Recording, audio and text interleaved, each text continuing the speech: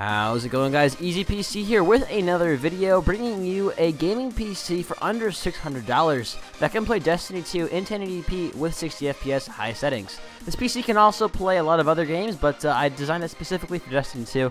But like I said, this is going to be an all-around gaming PC. It's excellent, and if you want to read the full build guide, go ahead and check the link out down below in the description to my website.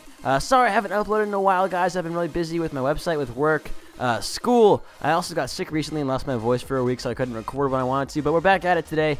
So the build that I chose for this video is going to be called the Stealth Gamer, simply because I kept it all in a micro ATX form factor. The case has a really low profile, but it's sleek and refined, and it's got a lot of space on the inside for components. I think it's an awesome build. So starting off with the case, I chose the DIY PC Cuboid R Micro ATX Mini Tower case. This case can be found for $50, and it's a really great choice.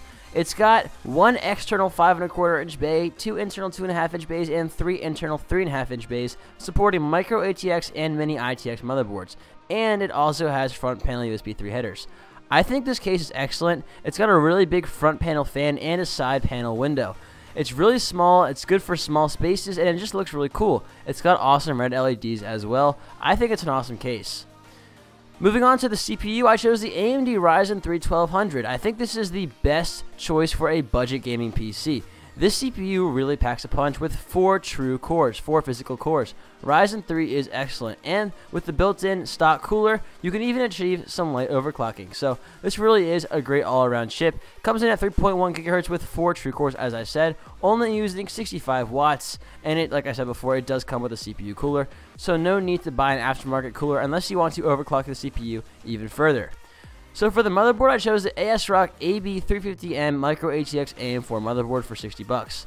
This motherboard is pretty solid. I mean, it has all the basic things you're going to need out of a motherboard. Nothing super duper fancy, no added features, but on a budget, you don't really need anything super fancy. It has an AM4 CPU socket type with an AMD B350 chipset. This is going to support DDR4 2400 MHz RAM, which we have in the build.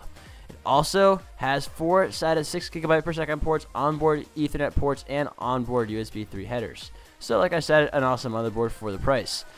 For the RAM, I chose G.Skill Ripjaws 5 series, 2 sticks of 4 GB for a total of 8 GB, DDR4 2400 MHz memory. You can't really go wrong here. I mean, 8 gigs of RAM is the standard nowadays. I think some games do recommend 16 GB.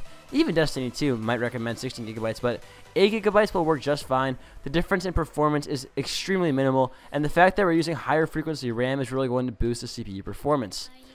Moving on to mass storage, I chose the WD Caviar Blue 1TB. Now, this is a really standard drive. I don't want to talk about it too much. It's a great drive. It's got plenty of storage for all of your games, videos, files, etc. Unfortunately, I was not able to fit an SSD into the build.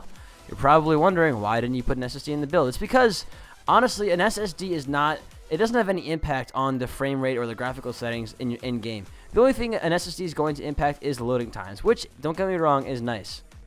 So if you wanted to spend an extra $50 to $100 on a nice SSD, you could put your Windows on there in a few games, and your overall user experience would probably be amplified a bit. But as far as gaming is concerned, you don't need an SSD. And the most important part of any gaming PC is, of course, the graphics card. So I put the money in the budget towards that instead of an SSD. Speaking of which, for the GPU, I chose the Asus GeForce GTX 1060 3GB dual fan video card. This is a solid video card. The 1060 is honestly amazing. It's a great bang for your buck, and now that the GPU prices are back down to normal after the Ethereum mining whole ordeal, it's a great time to buy. This GPU is clocked in at 1.59 GHz with a boost clock of up to 1.81 GHz using 120 watts. It has a length of 9.5 inches roughly, so it will fit very easily inside of your case, with one DVI-D dual link port, 2 display ports, and 2 HDMI ports if you wanted to run dual monitors. And last but certainly not least, the power supply. I chose the EVGA 450 watt 80 plus bronze certified ATX power supply. Unfortunately, this PSU is not modular, but shouldn't be a problem. This case has great options for cable management. Since the build is